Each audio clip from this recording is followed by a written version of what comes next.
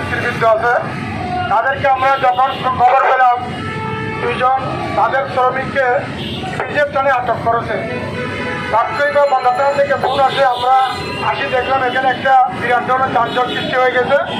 তাদেরকে আমরা বুঝে বলার পরে আমি হাসান মাহমুদকে ফোন করেছি, উনি আসছে, আলাপদিকে আসছিল, সবাই সমন্বয়ে আমরা যখন অনুরোধ করছি তারা এলাকার সাধারণ মানুষের দুর্ভোগ চিন্তা করে তাৎক্ষণিকভাবে তারা আমাদের কথা গ্রহণ করে রাস্তা পরিষ্কার করে দিয়ে আমি সর্বপ্রথম আমার শ্রমিক ভাইদের ড্রাইভার যারা আছে সবাইকে ধন্যবাদ জানাই। এবং আমি আরেকটি বিষয় বলবো, যেটা প্রশাসন অন্যায়ভাবে কোনো আমার ড্রাইভার ভাইদেরকে, কোনো হেল্পারকে, কোনো শ্রমিক নেতাকে কোনো গ্রেপ্তার না করে সুনির্দিষ্ট অভিযোগ ছাড়া কার মধ্যে যাদের জন্য মামলা আছে, যারা দূষণ, যারা আওয়ামী লীগের সাথে আঘাত করেছে, দেশে অরাজনীতি সৃষ্টি করতে চাচ্ছে, তাদেরকে গ্রেপ্তার করে আমার কোনো শ্রমিক, কোনো ড্রাইভার, কোনো দেশের কোনো শ্রমিক সংগঠনের নেতৃবৃন্দকে পুলিশ যেন হয়রানি না করে আমি সবাই অনুরোধ করতেছি।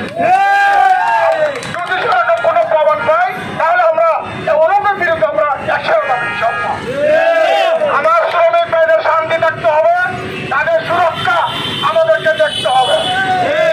এবং বিশেষ করে যাদের গ্রেপ্তার করা হয়েছে আমরা শুনেছি, আমি হাসান মাহমুদ এবং আলাউদ্দিনকে দায়িত্ব দিচ্ছি, আপনারা গিয়ে প্রশাসনের সাথে কথা বলে সেটা খবর নেবেন। যদি কোনো দোষর হয় আপনারা কোনো রিকোয়েস্ট করবেন না, অপরাধীর সাথে হাত মিলাবেন না। আমার কোনো নিরীহ শ্রমিক যদি সেখানে লিপ্ত থাকে বা অনেকভাবে তাদেরকে গ্রেপ্তার করা হয় তাহলে আমরাও তাদেরকে থানার থেকে সরে আনার জন্য হিসাব আমি নিজেই যাবো, যদি অন্যভাবে গ্রেপ্তার করে। কিন্তু অন্যকারীকে আমরা প্রশ্রয় দেবো না, সাধারণ মানুষকে আমরা কষ্ট দিব না। মা বোনদের, রোগীদের, আমরা দেখেছেন একটা রোগী 3 বছর হার্ট অ্যাটাক করেছে, কি কষ্ট হয়েছে। তাহলে আমরা সবাই সম্মিলিতভাবে সুন্দর একটি বাংলাদেশ গড়ে তুলব। আগামী নির্বাচনের জন্য, সুষ্ঠু নিরপেক্ষ নির্বাচনের জন্য যারা এগুলো পঞ্চাশ করতেছে তাদের বিরুদ্ধে আমরা রুখে দাঁড়াবো সবাই। আমি সবাইকে ধন্যবাদ জানাচ্ছি। চট্টগ্রাম মহানগর বিএনপির পক্ষ থেকে, অন্তর থানা বিএনপির পক্ষ থেকে, বাংলাদেশ জাতীয় দলের আমার 38 নম্বর পক্ষ থেকে সবাইকে অসংখ্য অসংখ্য আমার নেতৃবৃন্দ যারা আছেন সবাইকে আমি ধন্যবাদ জানাচ্ছি। আপনারা শান্ত থাকুন, কারো উস্কানিমূলক কথায় আপনারা কান দিবেন না। আপনারা যেন আমরা বিএনপি পরিবার আপনাদের সাথে ইপিজেড থানা 2 জন শ্রমিক ধরে নিয়ে গেছে। এইটার কারণে আমাদের শ্রমিকদের সাথে তাদের একটা ভুল বোঝাবুঝি হয়েছে। বিষয়টা কেন ধরছে বা তার অপরাধ আছে কিনা, সে কোনো রাজনীতির সাথে সম্পৃক্ত কিনা আমরা এখনো জানি না। আমরা বিষয়টা খতিয়ে দেখব। যদি কোনো ধরনের অপরাধের সাথে সম্পৃক্ত থাকে আমরা সে বিষয়ে কোনো সুপারিশ করব না। আর যদি বিনা কারণে ধরে তাহলে আমাদের অনুরোধ থাকবে প্রশাসন যেন তাকে ছেড়ে দেয় এবং মুক্তি দেয়।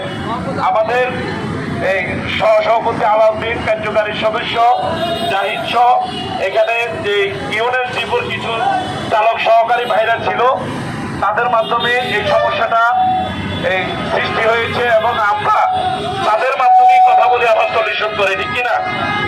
তো আমরা সহায়তা করে তাদেরকে বোঝাতে সক্ষম হই যে বিষয়টা আমরা সাংগঠনিকভাবে প্রশাসনের ঊর্ধ্বতন কর্তৃপক্ষের সাথে কথা বলবো, কথা বলে আমরা এটার একটা সলিউশন বাইর করব। আর আমাদের সাথে আরো যিনি সহায়তা করেছেন ইপিজেড থানা বিএনপির সাধারণ সম্পাদক রূপন চৌধুরী এবং বন্দর থানা বিএনপির সভাপতি সাবেক এবং কাউন্সিলর প্রার্থী ছিলেন হানিফ সদাগর এবং মহানগর বিএনপির সহ সাধারণ সম্পাদক সেলিম ভাই, বন্দর থানা বিএনপির সহ সাধারণ সম্পাদক যুগ্ম সম্পাদক বাচ্চু ভাই সহ সাইফুল ভাই সহ অনেকেই ছিলেন, অতি মহাদয় ছিলেন, আমাদের প্রাইম মোবারের সহসভাপতি ছিলেন আলাউদ্দিন মিয়া, ছিলেন আমাদের কার্যকারী সদস্য জাহিদ, ছিলেন কিউনেসের সিনিয়র ড্রাইভার ছিলেন, অন্যান্য ড্রাইভাররা সহ আমরা এই যানজটটা নিরসন করতে সক্ষম হই। আমি হানিফ সদাগর ভাইকে ধন্যবাদ জানিয়ে বক্তব্য দেওয়ার